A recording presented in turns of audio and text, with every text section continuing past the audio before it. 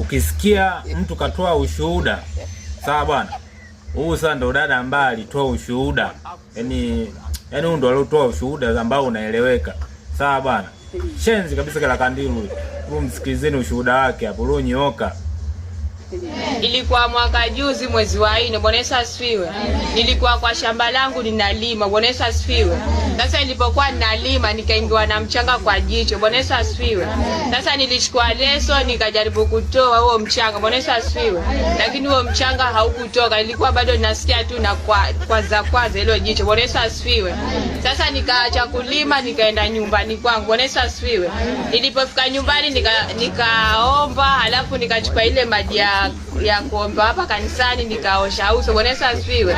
Lakini huo mchanga bado haukutoka, Bwana Yesu asifiwe. Sasa mama pia alipokuja, Bwana Yesu asifiwe, nikamwambia mamangu ilikuwa analima lakini nikaingwa na mchanga, sasa basi napata shida, jicho linaniuma, kuna kitu kinatembea, miba inadunga kwa hilo jicho, Bwana Yesu asifiwe. Alafu jicho ndo limefura sasa, Bwana Yesu asifiwe. Hiyo siku ilikuwa Alhamisi asubuhi, Bwana Yesu asifiwe.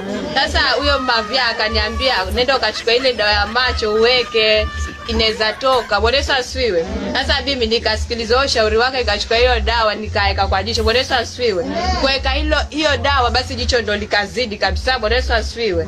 Nikalala huo sikupata usingizi, Bwana Yesu asifiwe. Ilipofika Ijumaa asubuhi, hapa huwa kuna watu wanahudumiwa kama una mahitaji, Bwana Yesu asifiwe. Nilitoka nyumbani nikaja hapa hiyo Ijumaa asubuhi, Bwana Yesu asifiwe. Ilikuwa saa 2 kufika hapa